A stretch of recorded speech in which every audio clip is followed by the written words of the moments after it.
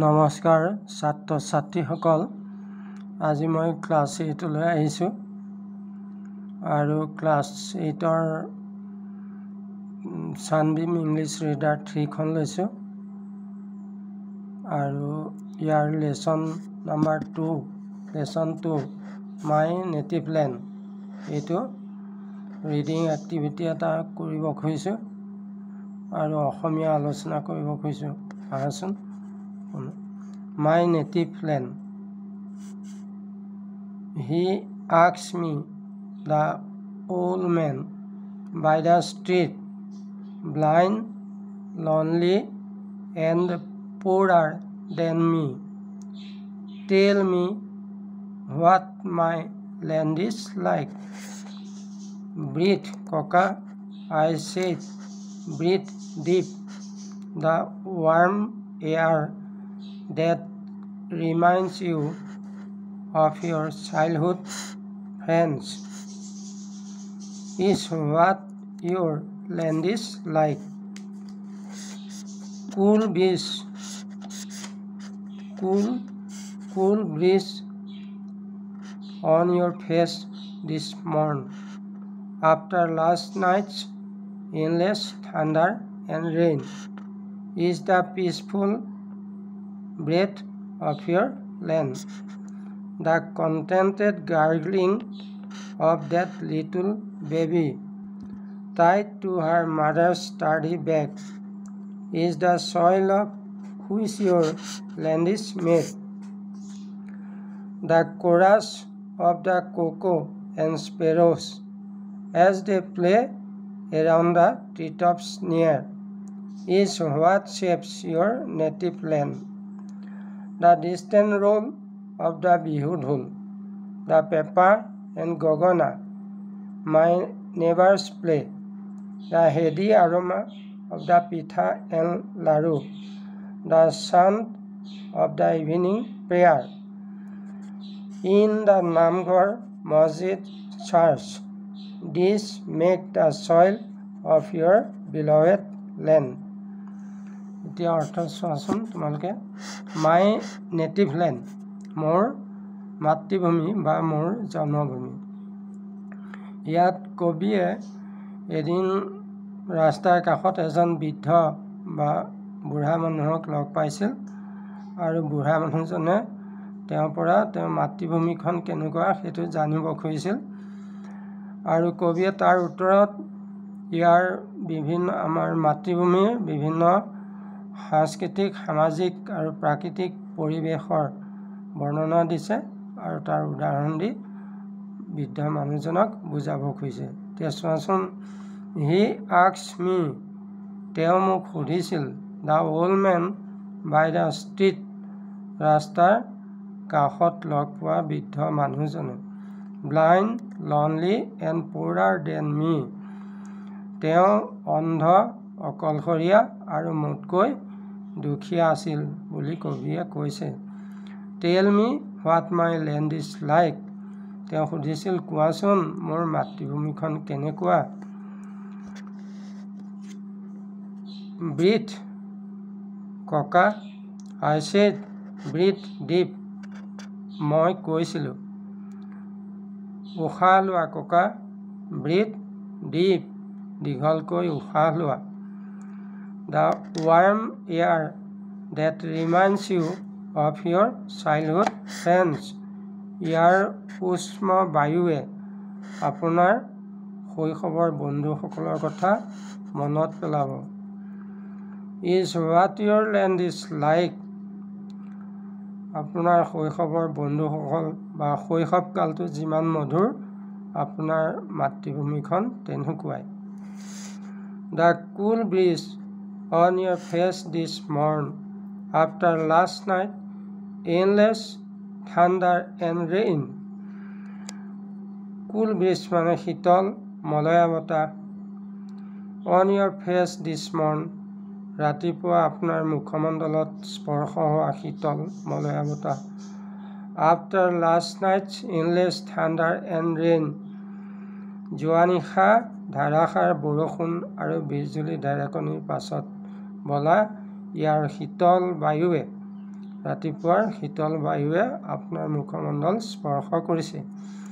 Is the peaceful breath of your land. আপোনাৰ মাতৃভূমিখন এই শীতল বায়ুৰ দৰে শান্তিপূৰ্ণ। শীতল বায়ু উশাহৰ দৰে শান্তিপূৰ্ণ। The contented gurgling of that little baby tied to her mother sturdy back. The contented gurgling of that little baby tied to her mother sturdy back. মাতৃৰ বুকুচাত দৃঢ়ভাৱে থকা শিশুটোৱে কি কৰে?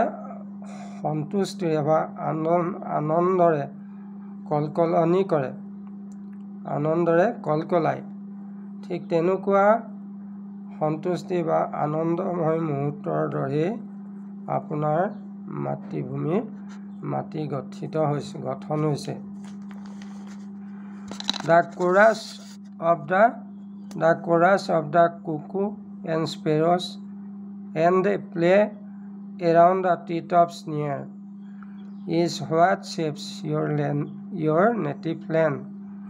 কোৰাছ মানে একেলগে গোৱা বা কিবা চিঞৰা কথা কয় ইত্যাদি কোৰাছ বুলি কয়।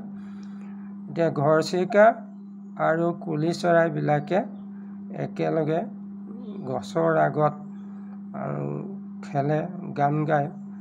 গতিকে এনেকুৱা প্ৰাকৃতিক সৌন্দৰ্যৰে কি হৈছে? আপোনাৰ মাতৃভূমিখন গঠন হৈছে বুলি কবিয়ে কৈছে। তাৰপিছত চোৱা, the distant roll of the Bihu ঢোল।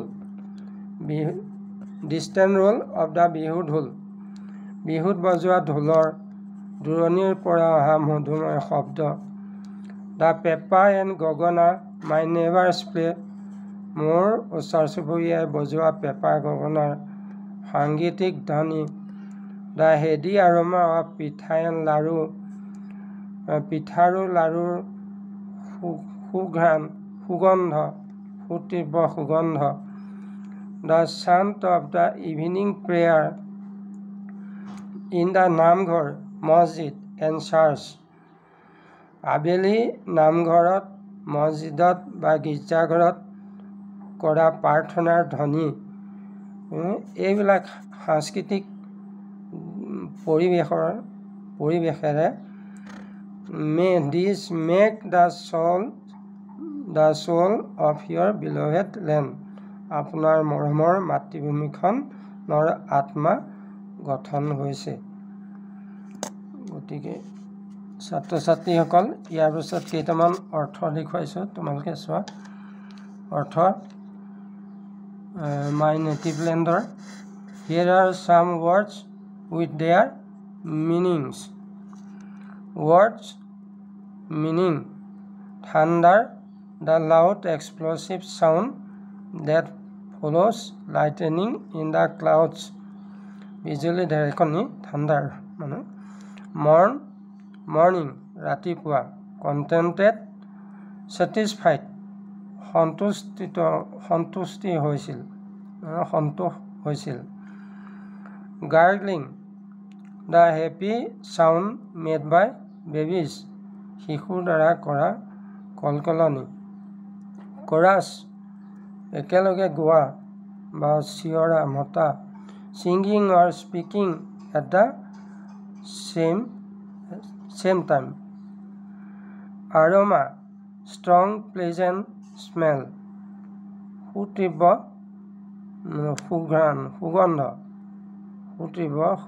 সুগন্ধ। ষ্টাৰ্ডি, দৃঢ়। Strong and firm. ষ্ট্ৰীট, ৰাস্তা। ষ্ট্ৰীট মানে ৰাস্তা। A public road in a city, town or village. Breeze, a gentle window.